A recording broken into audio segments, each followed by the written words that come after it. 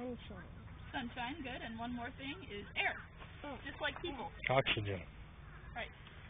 They need air to survive. Now, the big question in the desert, you probably see this as a recurring theme in all of our stations, is every living thing in the desert needs to figure out how it's going to keep its moisture, how it's going to get water, and how it's going to keep it. And the saguaro developed this way to get its air so that it doesn't lose its moisture.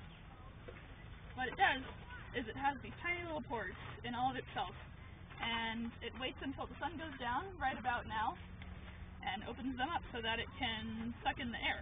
It doesn't do this during the daytime because when the sun's out it can lose a lot more moisture. That would make it a lot harder for it to grow. So it takes in all of its air at night, and then in the daytime it gets the sunlight. And then it combines those two with the water it stores inside itself, and that's how it makes its food. That's different from other plants because most plants that don't live in the desert are going to take in their air during the daytime along with their sunshine. So that's a unique thing about the saguaro. It has a special root system that allows it to take in as much water as possible when it rains, and it gets most of its rain during the first rainy season in the desert, which is going to be right about now, monsoon season, June, early July, mid-July. So, does anyone have any idea what the roots look like of a saguaro? What do you think? They look like thin. They are. They're very thin. They're very thin and they're very long.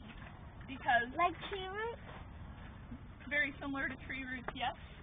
They have, you can see, as tall as a saguaro is, that's how far out its roots are going to extend. So This guy, his roots are probably going to be right under our feet, maybe.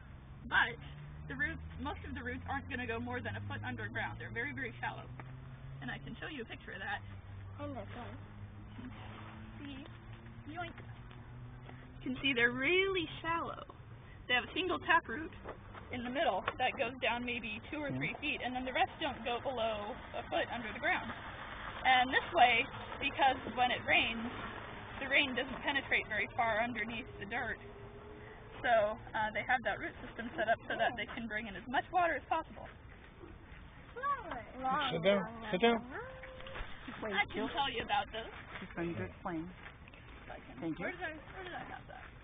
There we go. All right. Thank you. We also have, right about now, we have cactus fruits, which are yummy. Don't shine your light at us. Cactus fruits start out with cactus flowers. And our cactus flowers look like these. They're big and white. Those are the ones that are going to be blooming on the saguaros. And do you have any idea why most night blooming flowers like our saguaro flowers are white? No. Any guesses? They show up better in the Yes. dark. They show up better in the dark.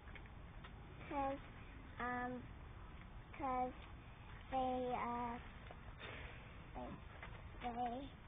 They show up better in the dark. They show up better in the dark. That is exactly correct.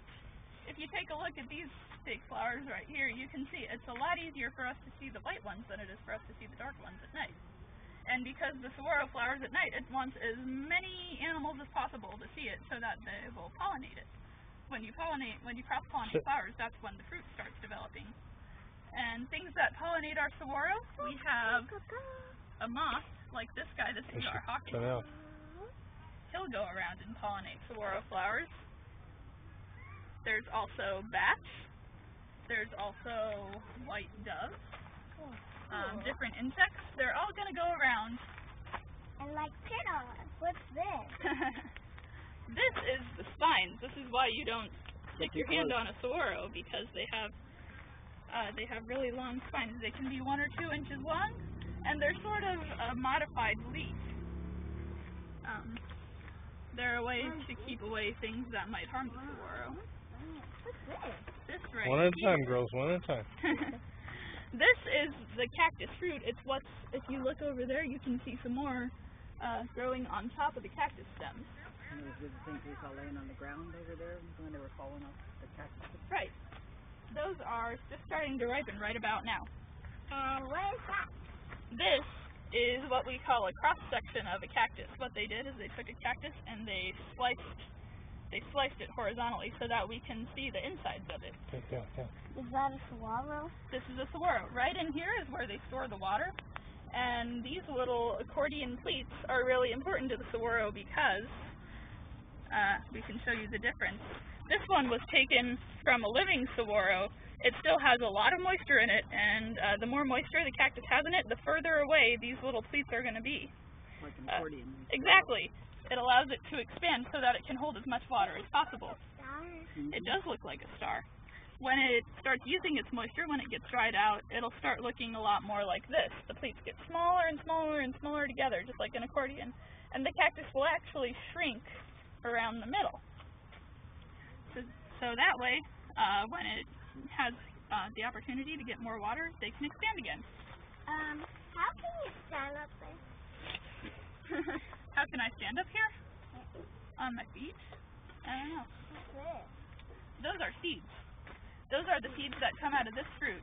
And in a single saguaro fruit, you can have as many as between 2,000 and 4,000